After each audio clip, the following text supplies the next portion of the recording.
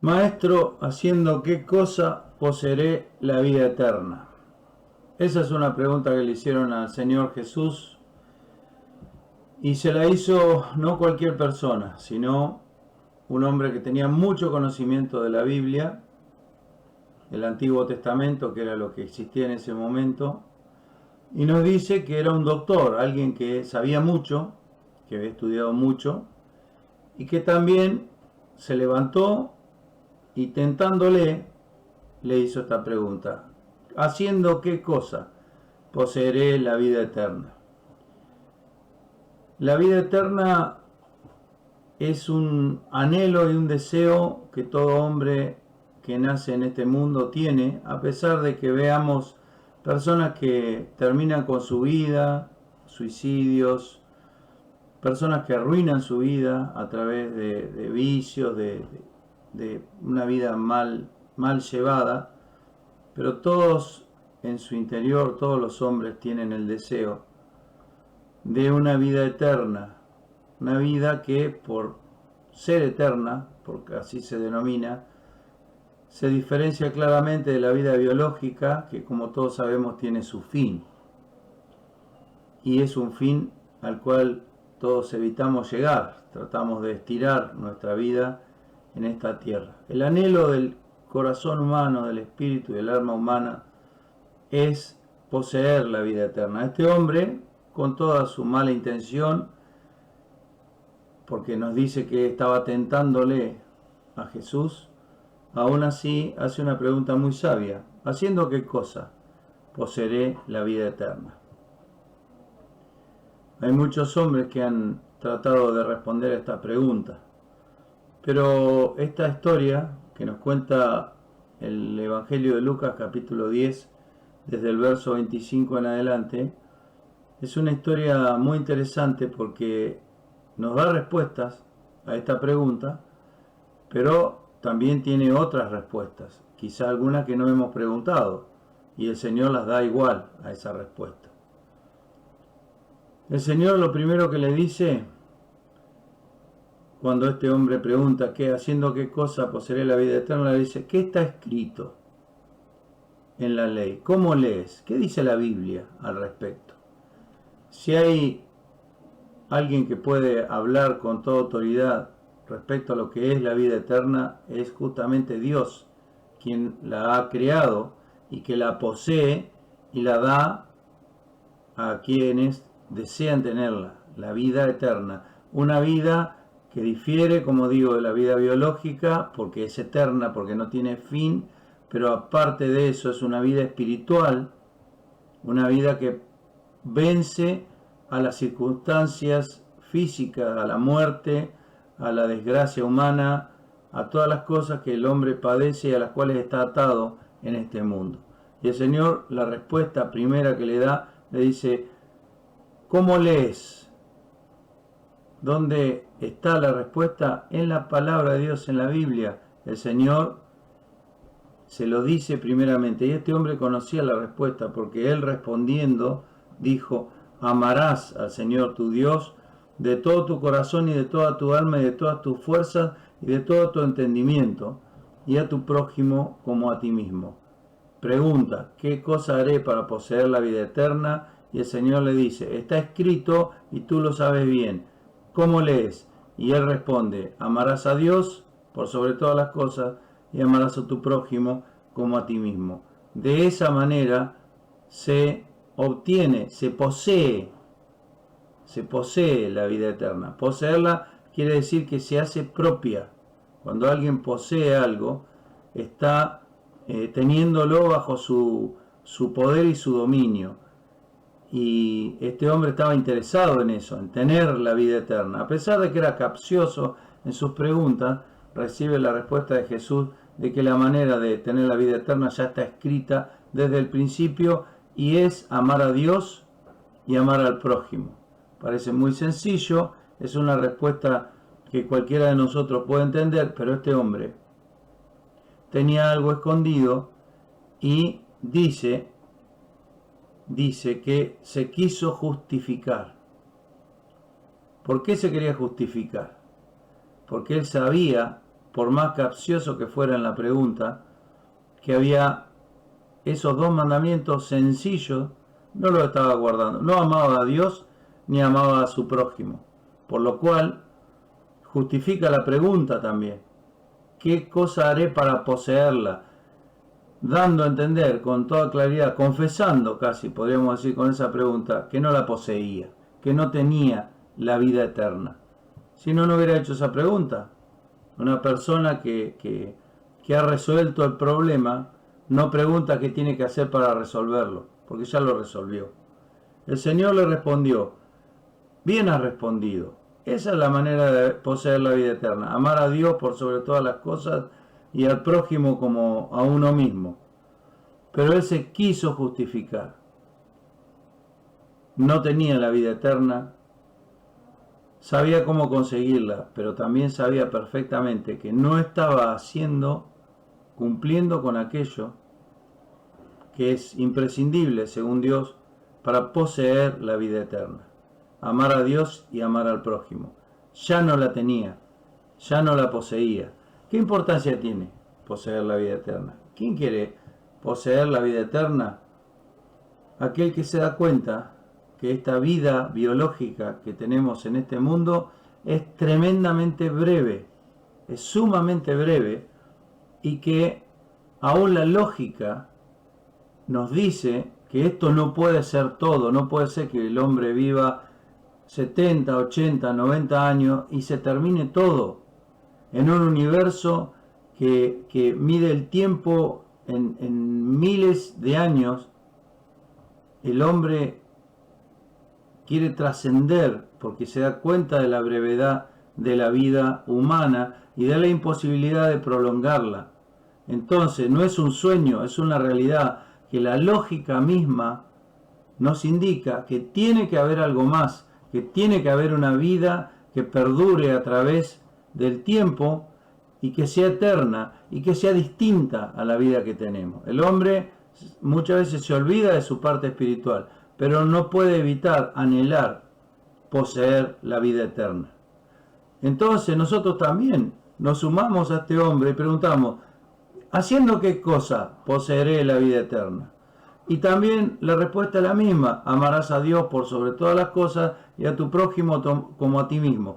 Y también nosotros tenemos el mismo problema de este hombre, que no lo hemos hecho, no hemos amado a Dios y no hemos amado al prójimo como Dios manda, como Dios quiere. Entonces, también nosotros vemos que hay una necesidad de otro plan para poseer la vida eterna, de otra manera que haga que todo el tiempo pasado en el que hemos estado ignorando a Dios y también a nuestro prójimo sea solucionado, sea perdonado, sea resarcido y ahora que nos damos cuenta podamos tener la vida eterna.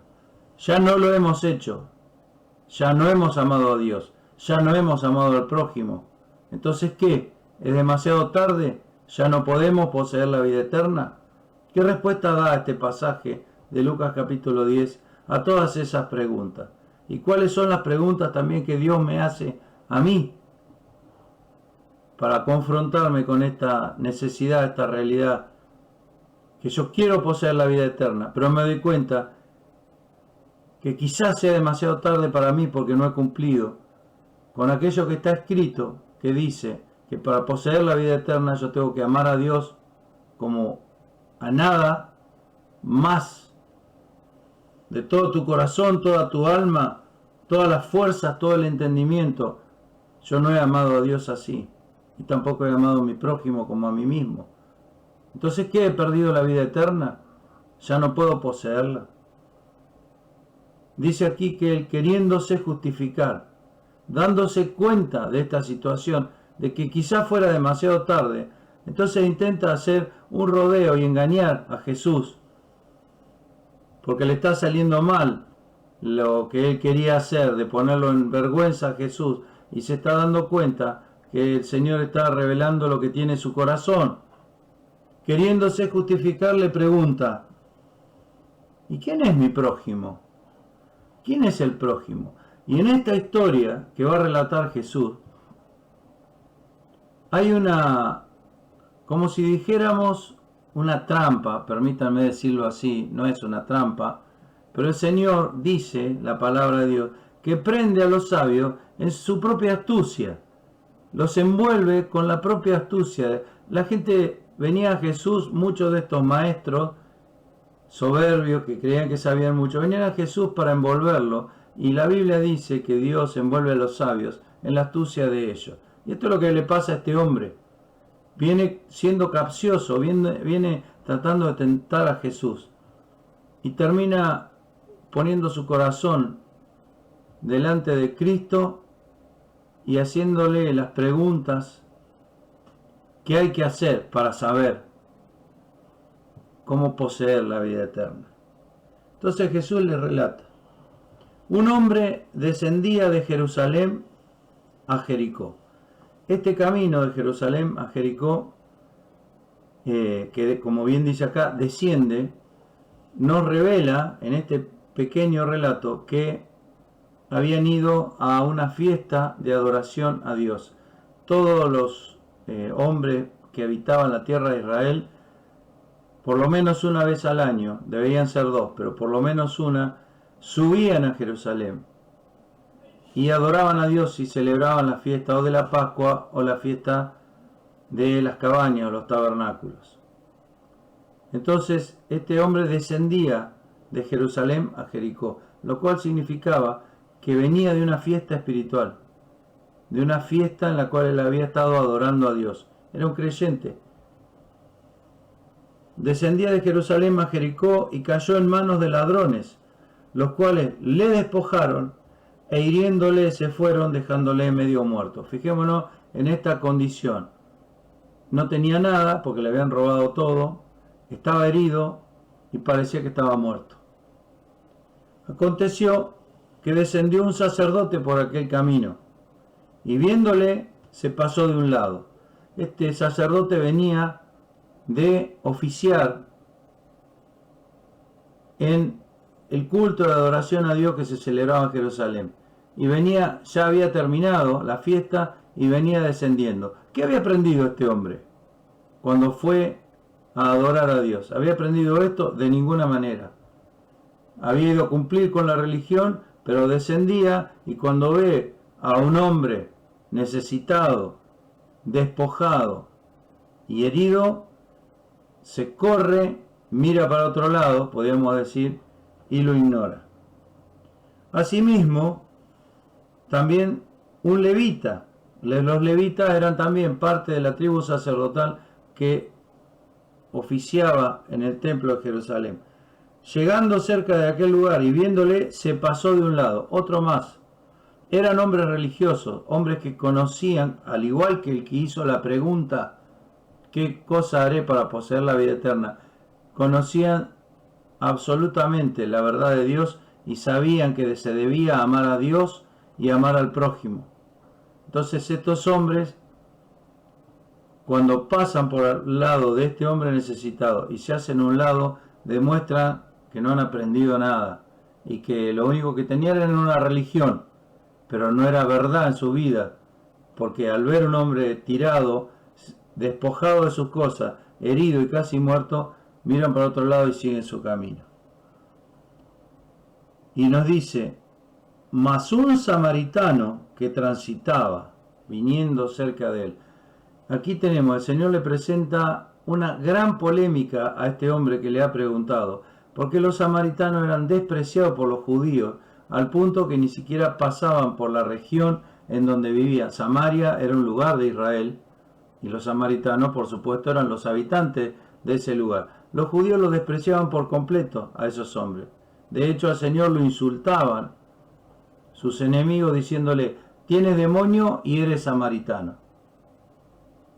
O sea, ser samaritano para un judío era el desprecio más grande. Entonces ahí aparece este personaje, un samaritano, el buen samaritano como se lo llama, un samaritano, un hombre despreciado por completo, despreciado por aquel que hizo la pregunta al principio de todo: ¿qué haré para poseer la vida eterna?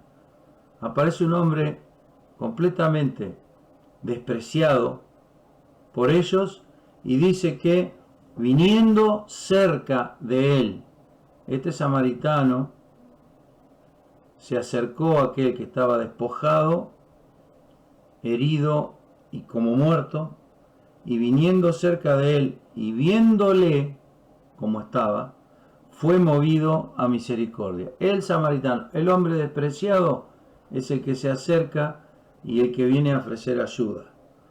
Llegándose, vendó sus heridas, echándole aceite y vino, es decir, el vino como desinfectante por el alcohol, el aceite para suavizar la herida, y poniéndole sobre su cabalgadura, es decir, que él lo llevaba, porque el otro no se podía mover, lo llevó al mesón, era un lugar como si fuera un hotel, digamos, esa es la palabra antigua que se utiliza, un lugar en donde los caminantes, los peregrinos, pasaban la noche y comían, se alimentaban, y era un lugar seguro, aparte, y dice que llevóle al mesón y lo cuidó de él. Y el otro día al partir sacó 2 denarios, es decir, dinero, de ahí viene la palabra dinero, la palabra denario, diólos al huésped, al dueño de la finca, y le dijo, cuídamele, y todo lo que de más gastares cuando yo vuelva, te lo pagaré. Aquí vemos un ejemplo claro, en un hombre que ellos despreciaban y tenían a menos, un ejemplo claro de lo que debía hacerse, de lo que es amar al prójimo. Se acercó, tuvo misericordia de él, lo cuidó, se llegó a él, es decir, se acercó lo suficiente para sanar sus heridas, lo puso sobre su cabalgadura, lo llevó a un lugar seguro, lo cuidó y además encargó que se le cuidase y se hizo cargo de cualquier deuda que este hombre que no poseía nada pudiera tener. Ese es el ejemplo del buen samaritano, como se lo llama. Pero como decía al principio, esta historia, el Señor prende a los sabios en la astucia de ellos. Esta historia tiene un cambio radical en su final.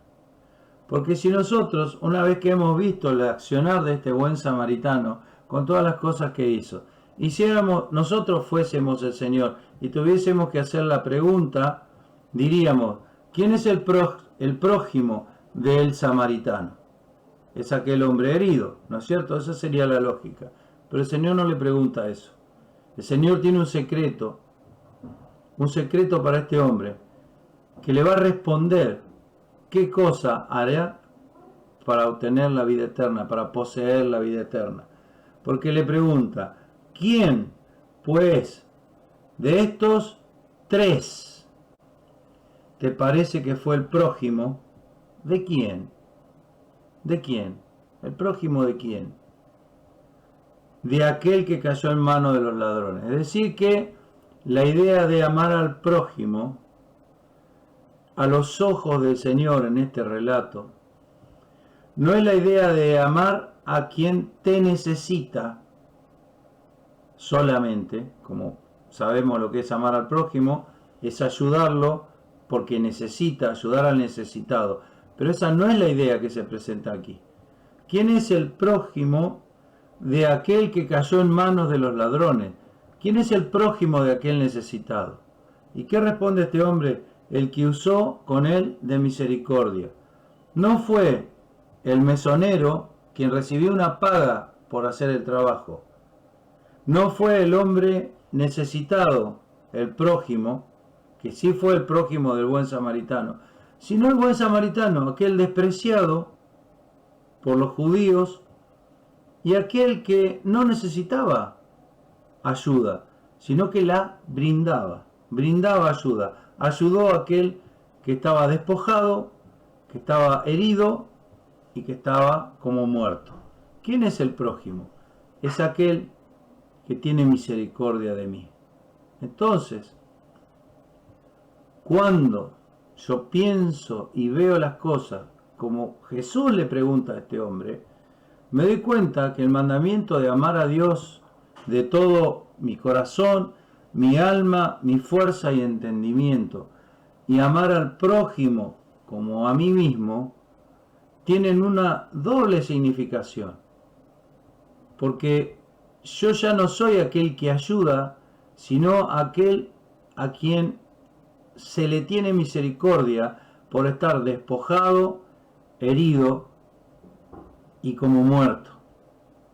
Y el prójimo ya no es alguien al cual yo voy a ayudar, sino que mi prójimo es alguien que va a venir a ayudarme, se va a acercar a mí, va a tener misericordia de mí, me va a sanar las heridas, me va a llevar a un lugar seguro y me va a cuidar. Entonces, ¿quién es mi prójimo?